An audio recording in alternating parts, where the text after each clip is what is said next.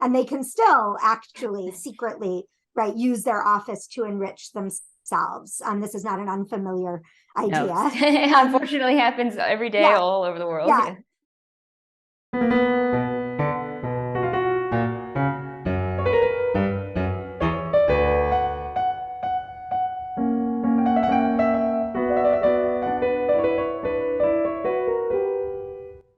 Who should guard the guardians? How can we find rulers who don't want to rule? And did Plato believe in ancient checks and balances? Today's Classical Wisdom Speaks podcast is with Melissa Lane, the class of 1943 professor of politics and a faculty member of the program in classical philosophy at Princeton University. She's the author of many books, including most recently, Of Rule and Office, Plato's Ideas of the Political. But before we begin, a quick note to remind you to check out classicalwisdom.com to find out more about our project of bringing ancient wisdom to modern minds, and to also sign up for our free newsletter so you can enjoy your weekly classics in your inbox. Now, onto the paradoxes and problems in rule and office, and how Plato sought to resolve them. I'm really looking forward to talking about your book of Rule and Office, which is, Plato's Ideas of the Political. And it's a really interesting book, and maybe a bit dense probably for first diving in, because, even the tagline, it's a constitutionalist reading of Plato's political thought. So I think maybe the best way to gently bring in the audience is with the premise itself, and why we should be talking about rule and office in the first place.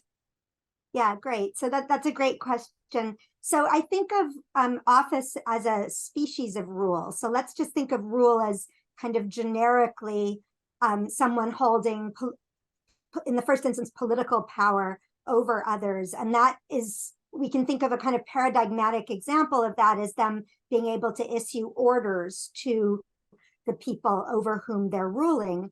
And that issuing of orders is itself, in a way, a form of creating a kind of order. It's a way of creating a kind of political order. And then office is a species of rule where it is what we might think of as kind of today as constitutionalist rule. So an office is a limited position of political power. It's limited in terms of its specific powers. It's typically subject to term limits, to some form of selection by others, and characteristically also to certain kinds of procedures of accountability. And what's interesting is, we might today, many of us, not everyone, of course, live in a constitutionalist order that is defined by offices and laws. And one characteristic of offices is that they're almost always plural, or at least characteristically plural, because if one office is limited, that means there might be another office which has a different set of powers. And so that's characteristic of office. But Plato was also living in a world of characteristic offices and laws. And that was true both of the democracies of his day and of the oligarchies. They were both composed of constitutional orderings of office and law.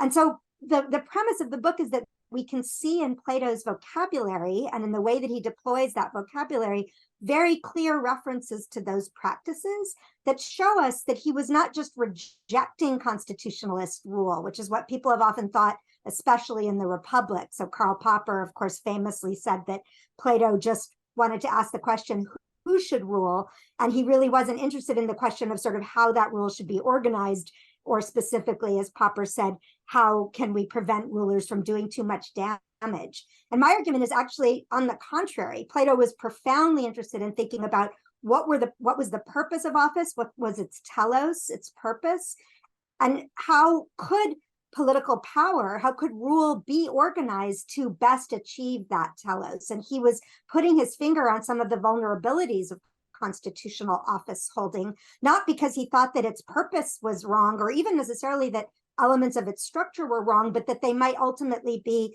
at least vulnerable and perhaps, sometimes inadequate to achieve the ends that they sought to achieve. Now, of course, his alternatives might also sometimes be inadequate.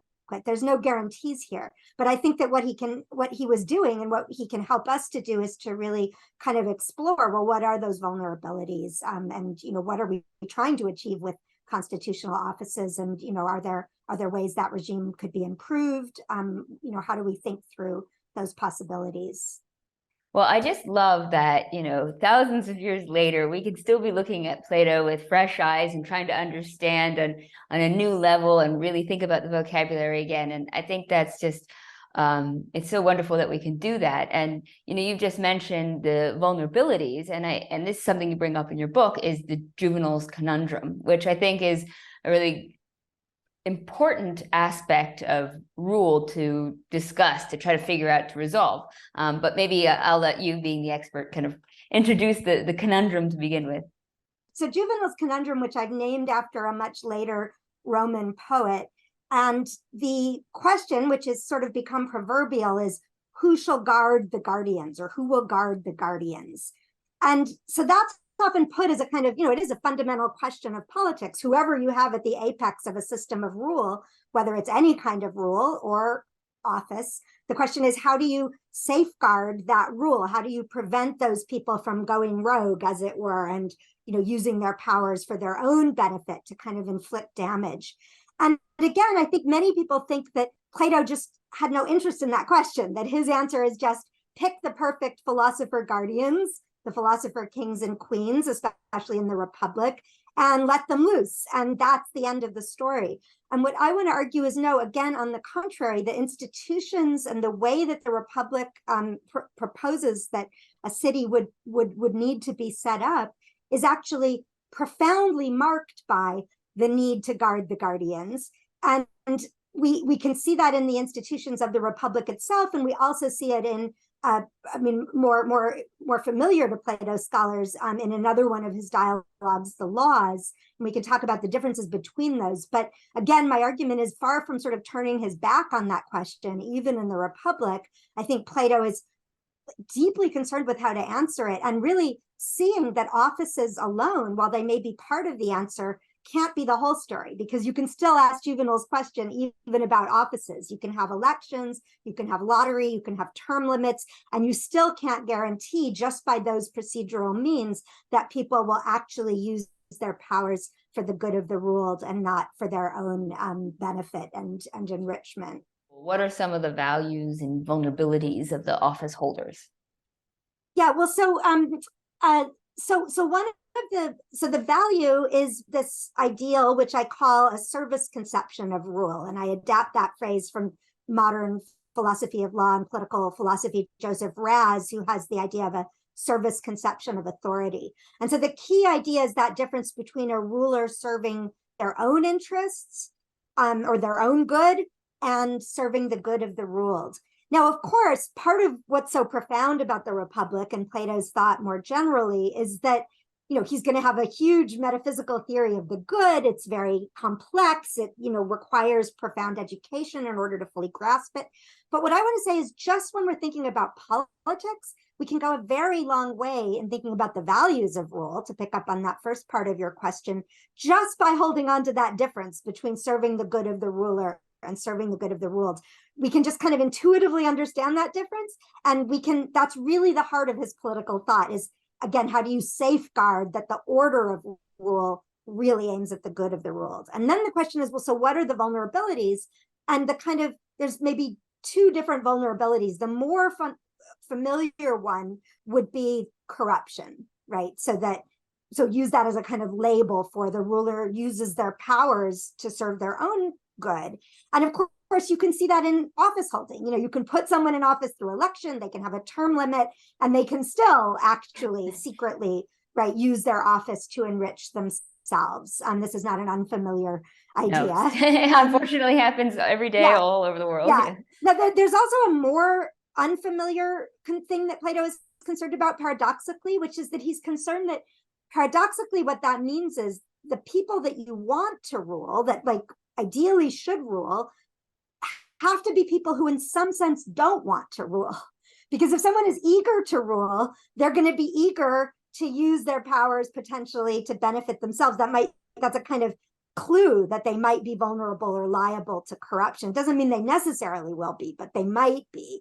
And so that's the kind of fundamental paradox of the Republic, is that there's also a problem of kind of the lack of incentive to rule. Usually in political philosophy, we think the main thing is we have to curb the rulers. And I'm going to talk more about, how he thinks we do that.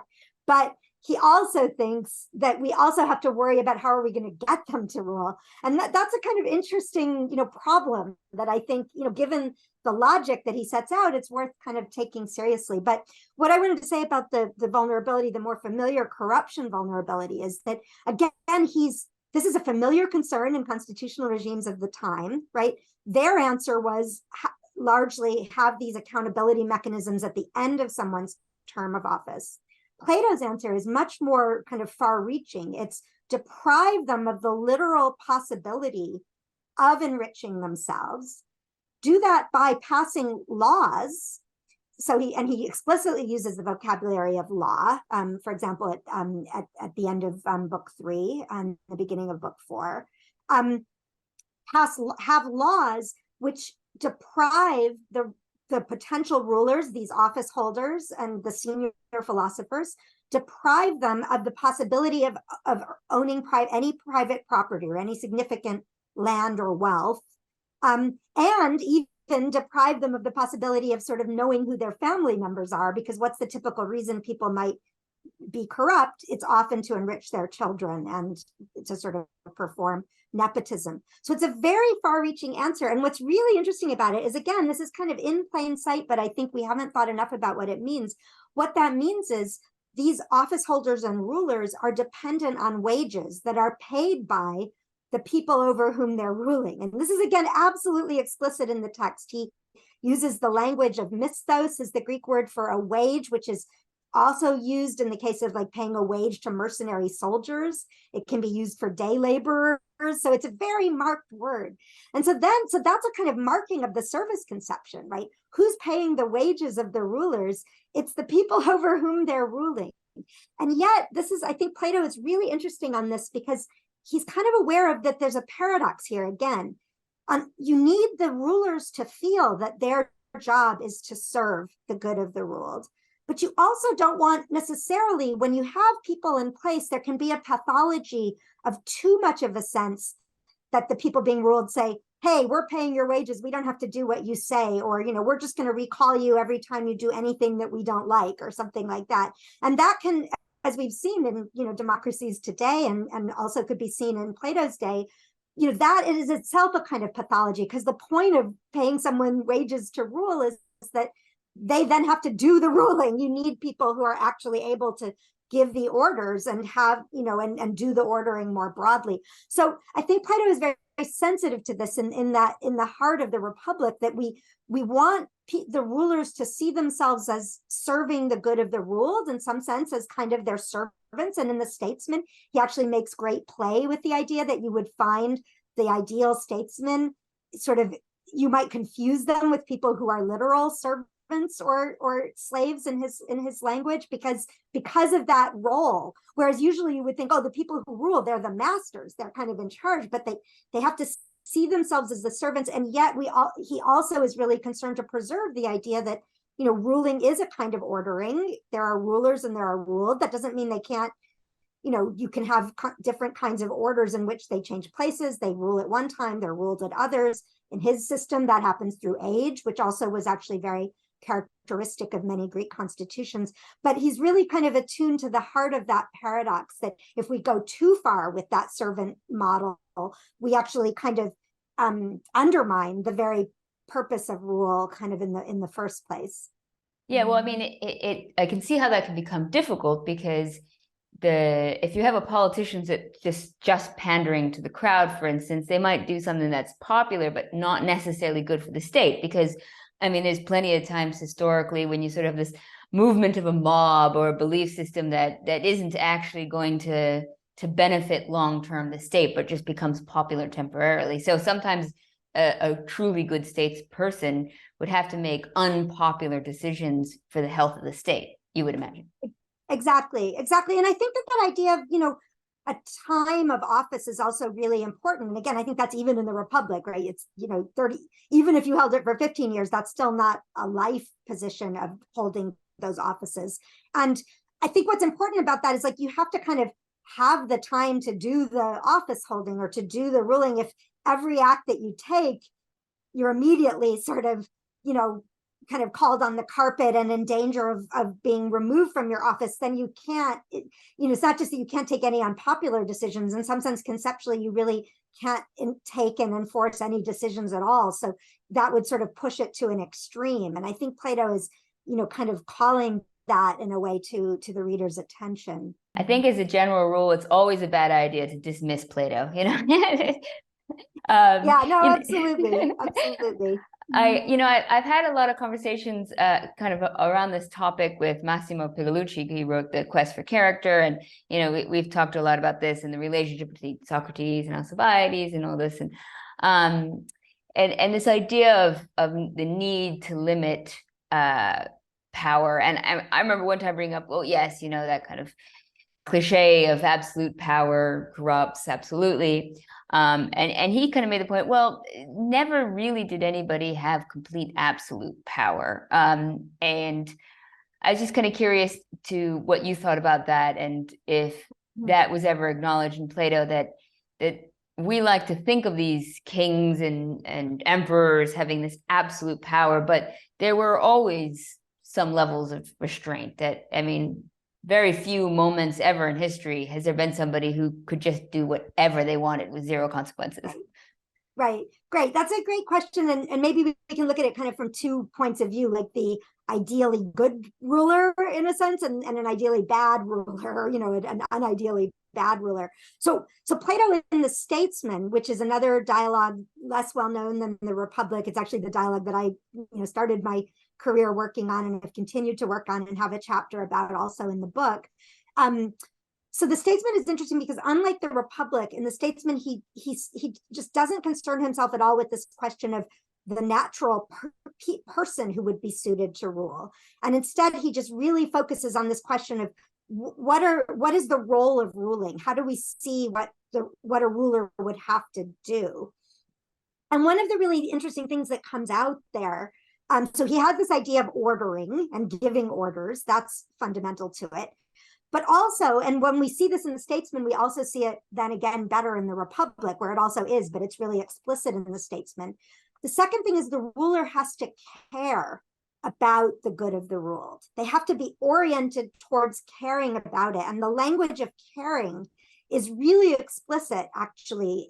It is in The Republic, but we don't notice it as much, but it's very, very explicit and kind of centered in The Statesman. And again, I think that's a really interesting thing that, you can have someone who was put in office in the proper way, exercising their powers, but if they don't care about what they're supposed to be trying to do, there's a kind of fundamental sense in which that's going to short circuit and not succeed. And that's a kind of, what's interesting is in The Statesman, that's a kind of structural element of the role. Like the role has to be, and I think again, that's something that he's saying, you can't just say, okay, here's your powers, like do what you will. You have to say, here are your powers, which are to be oriented towards this goal. That's what it is to be exercising those powers. And so I guess the way I think about that is, and then there's a final element in The Statesman, which is also really interesting, which is what do you do with that? You weave together opposing factions or tendencies of people within the city, which is also, I think, a very profound idea that the purpose of statecraft is to weave together the civic fabric to hold people's ideas and values kind of sufficiently interwoven so that they don't just polarize. It's really the counter to what we would now call polarization. That's exactly what he's worried about. And he gives very clear examples of that. For example, like people who are hawks and people who are doves on questions of war. That's exactly the example that he gives in terms of people who are too bellicose and people who are too sort of ready to shrink from war, and how do we hold them together and enable them to kind of jointly agree on and recognize what the moment demands. But anyway, so my point about that in answer to your question is that I think that Plato there is really recognizing even an ideal ruler like this ideal statesman, even that is a role which is ordered in a certain way. And in that sense, it can't be unlimited, right? It's not just unlimited, anything goes power. It's a role that someone is inhabiting that orients you to these tasks of rule. So that's kind of on the ideal side. It's not, and then if you think about the other side, the kind of unideal side, right, then he's talking about a tyrant. And again, I think, if we look historically, so Plato's idea about the tyrant is, again, their powers might seem unlimited because they reject any order, both kind of internal and external. They reject constitutional rule, they override it. But in fact, that they're not able to trust anyone or be trusted by anyone, precisely because they undermine and dissolve any structured order. And paradoxically, that means they end up having no real power at all, in a sense, because if you can't trust anyone, you'll end up poisoned by your bodyguards or not aided by them in some sense, because you fundamentally we can't actually live in that kind of completely nomadic way where we have power over others but are completely immune to anything that others might do to us. That's just kind of fundamentally impossible. And so again, the tyrant kind of shows that you can't actually reject all limits and orders on your role as a ruler. That's just kind of conceptually impossible. The example I always give is kind of from biographies of Stalin, where Stalin was actually very, very ill and lay kind of on the floor for some days, and no one in his entourage would approach him because he had previously told them, don't approach me unless I've previously given you permission or asked you to come. And they were so afraid of him that he couldn't get the aid that he needed. So it's a kind of paradox of, here's this very powerful person, and yet their very way of exercising that power has kind of short-circuited it and disabled it because of this lack of trust. And so the most profound diagnosis of the tyrant's life in the Republic is that they won't be able to have any friends, that in this fundamental way, because they can't trust or rely on anyone, and no one can trust or rely on them, because they reject the idea of inhabiting an ordered role in which their actions can be trusted to be sort of intelligible and understood. It's so fascinating how something so ancient can still be so relatable to problems that are so modern. And I mean, just the what you were saying before about how to deal with polarization, I feel like this is exactly something that is very topical at the moment. And it's so easy to see how polarization can lead to really undermining of a country and a culture and a people, and that it's something that needs to be addressed in order to kind of persevere.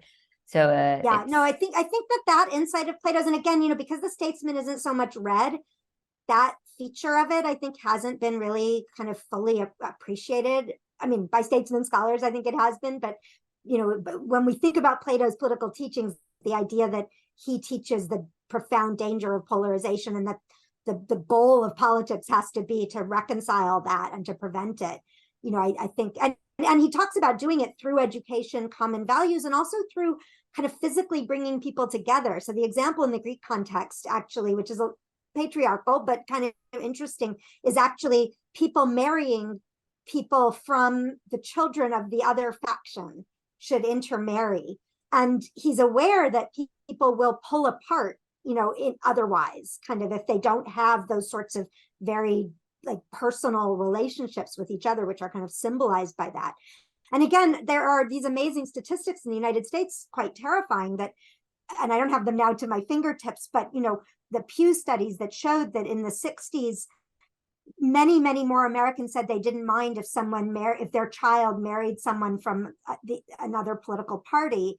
And now that number has really plummeted. People say, they absolutely would be unhappy if their child were to marry someone from the other political party. And that's, I think, a kind of index. And Plato absolutely had his finger on that question. Wow. as a kind of visceral, problem that politics faces. I was just going to say something about the statesman and the laws, because again, why haven't people noticed this? So one thing is that because people tend to teach and read these major political dialogues, and in a way, all of Plato's dialogues are political, but there are these three dialogues that in Greek are the politeia, the constitution, which is the republic, the politikos, which is the statesman, and the nomoi, which is the laws.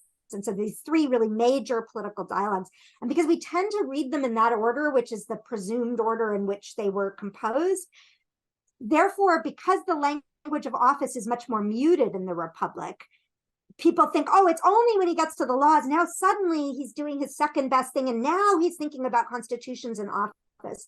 And what I do in the book is I actually read them in the reverse order. So I start with the laws. And because my argument is, this is a question of, a couple of decades. It's not, and once you see that this language is all over the laws, this language of office holding constitutions, he's clearly knows how this vocabulary operates. He's attuned to these practices. It's very then, when you then see it in the Republic, you think, well, of course, it's not as if he was kind of living in a cave, before, and then suddenly he learns about how Greek politics operates. Of course, he knows this already. And so when we then see the traces of it in the Republic, I think we're much more attuned to recognize them. And so that's part of the way in the book that I, try to bring out what I think, again, is there. And it's not that it's not there to be seen in the text, but I think that, some of these habits of reading have kind of obscured it for us. Well, and that's always the value of looking at, like we said, old text from a fresh perspective and looking at them in different order.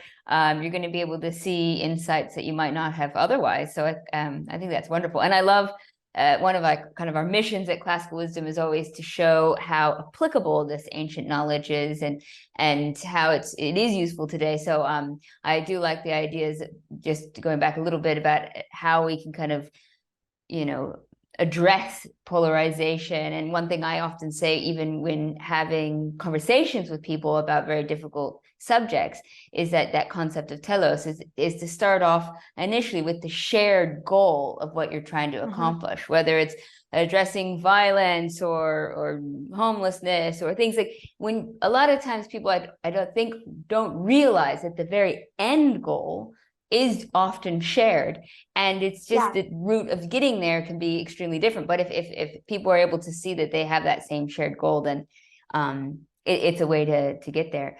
But I do, just as a joke, I think it would be absolutely hilarious if we said, Ivanka Trump has to marry Hunter Biden for, I don't think that would go over well. But to go to tyranny again, and this is something that I think is like a meme of Plato, that all democracy ends in tyranny. How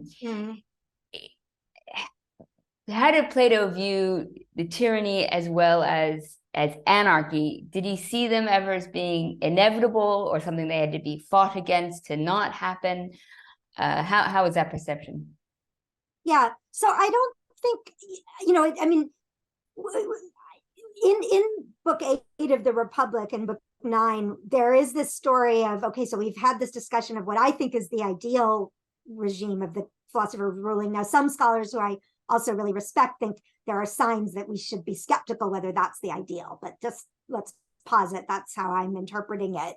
And then in books 8 and 9, we get this sequence of potential degeneration of both regimes and kind of representative individuals who mirror the characteristics of those political constitutions.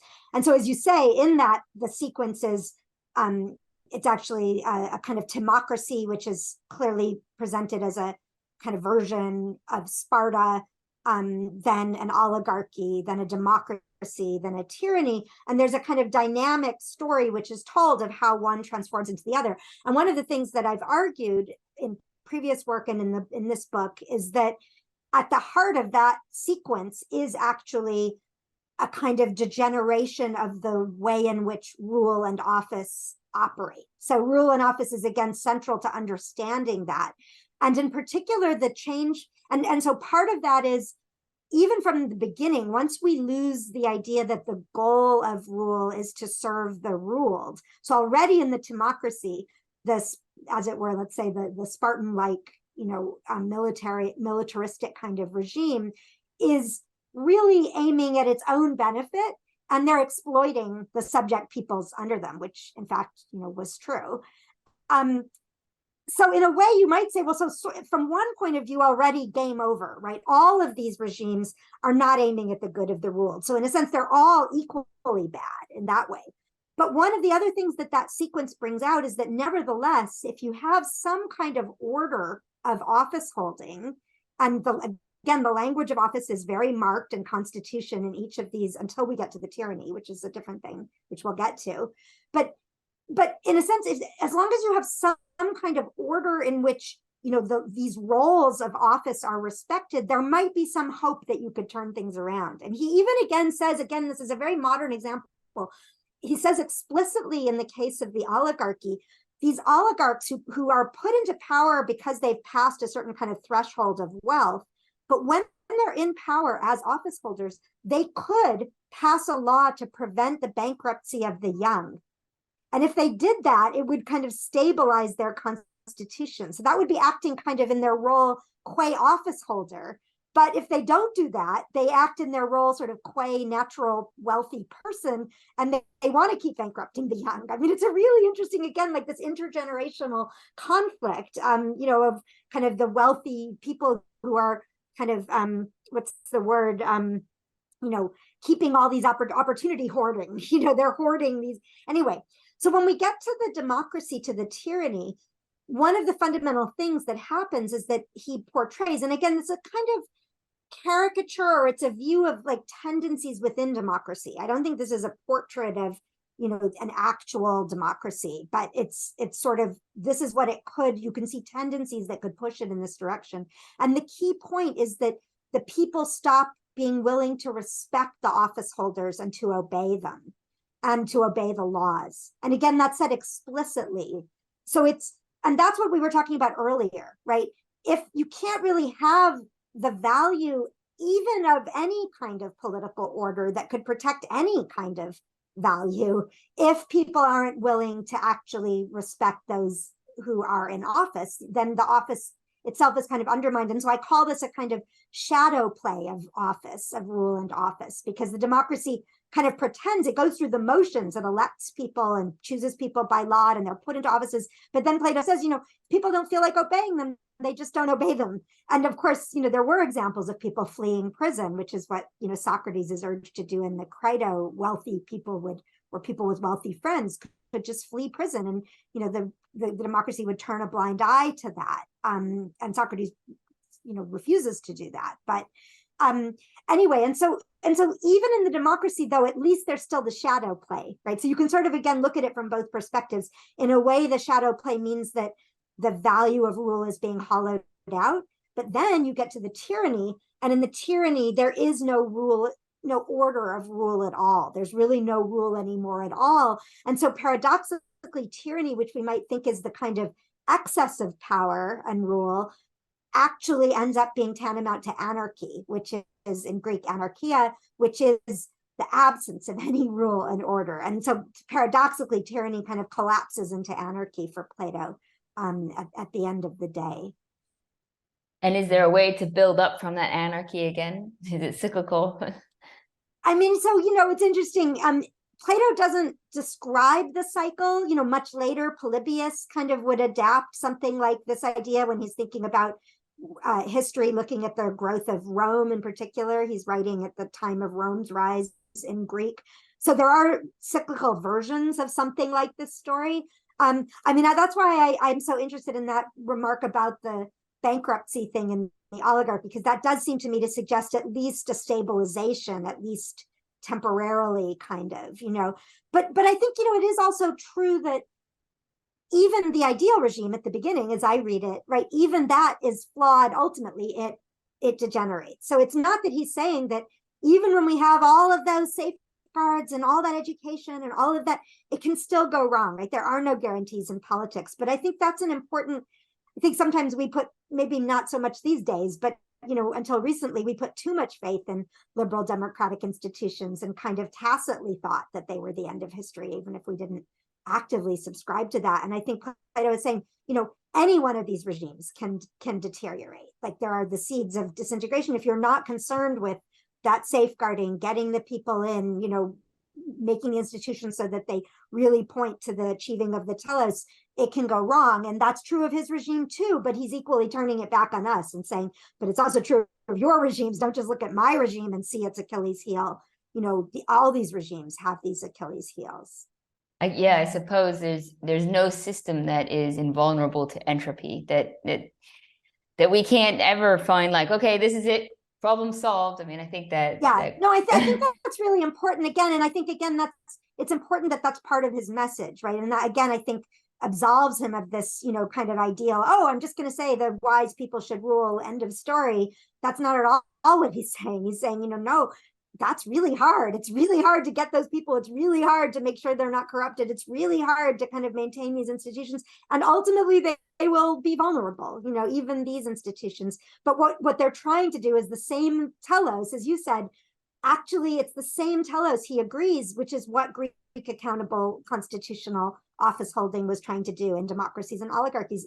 The point of those accountability mechanisms and all those limits on office was to achieve the good of the ruled, to serve the good of the ruled. And Plato is saying, okay, I share that idea. Let's explore, though, and really kind of see where those vulnerabilities lie and kind of explore whether there are potential reconfigurations that, at least even conceptually could be better safeguards, but never perfect ones.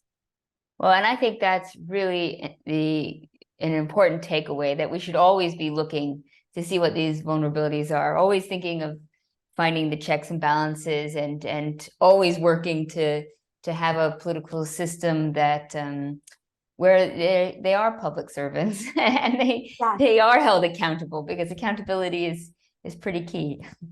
Yeah, no, exactly. And I think Plato takes it seriously. He does. I mean, in the laws, he actually, we haven't even talked about that, but in the laws, it's interesting. So he kind of explicitly poses what I call the juvenile question. He says, so we're going to have these auditors, just as in existing constitutional regimes, oligarchies and democracies. And then he says, so who's going to audit the auditors? And in Athens, it was interesting. It was the next set of auditors would audit the last set. So, which is not so different from the philosopher rulers in the Republic. In the laws, though, Plato says, okay, who's going to audit the auditors? And he asks that question explicitly in the Greek, just like that. And then he says, okay, what we have to do is give the auditors such an elevated role of honor in the society. They have to be kind of held in such veneration and kind of almost promise that they will have these rewards during their life, and after death they'll be viewed as these great kind of civic heroes and actually built into a kind of civic cult. And that's what can keep them from that.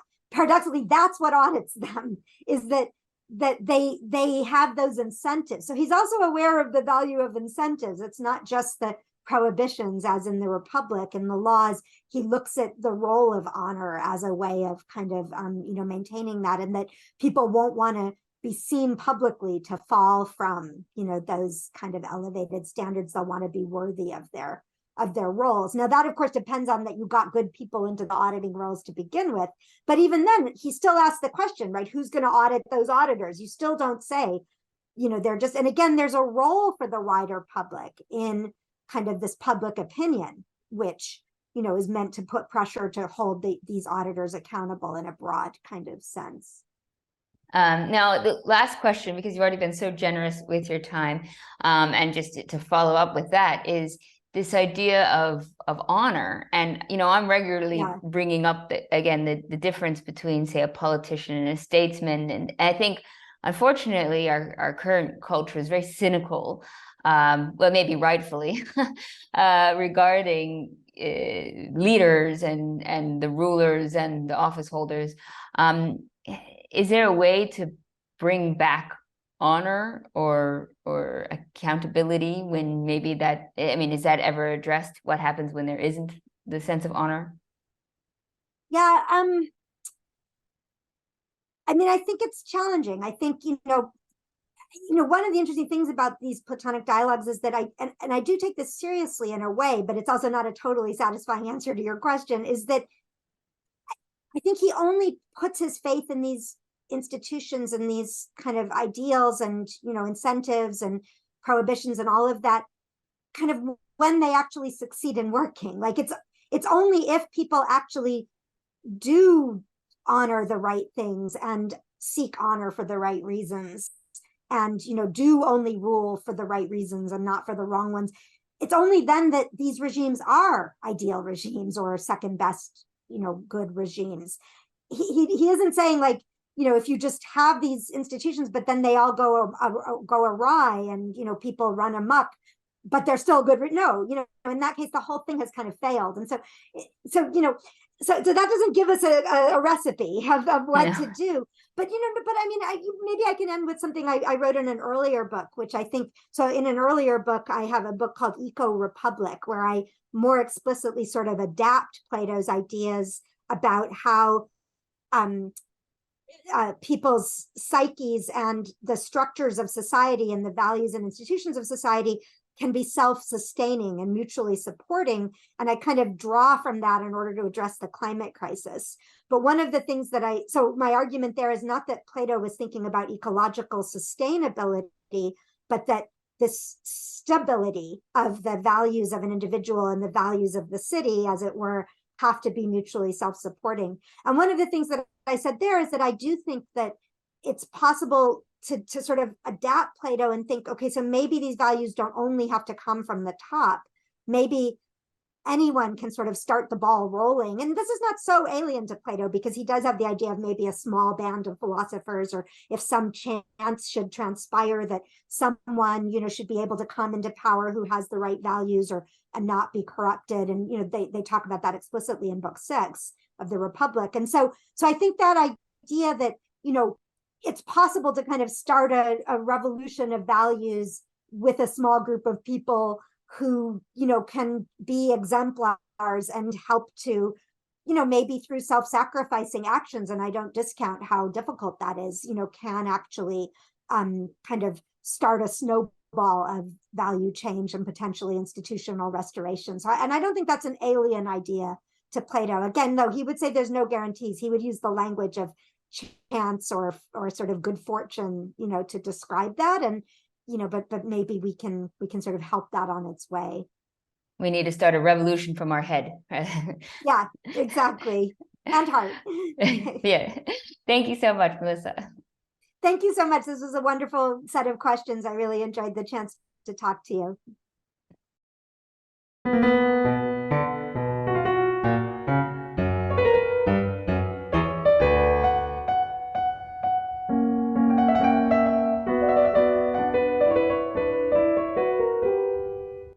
Thank you for listening to Classical Wisdom Speaks, a podcast dedicated to bringing ancient wisdom to modern minds.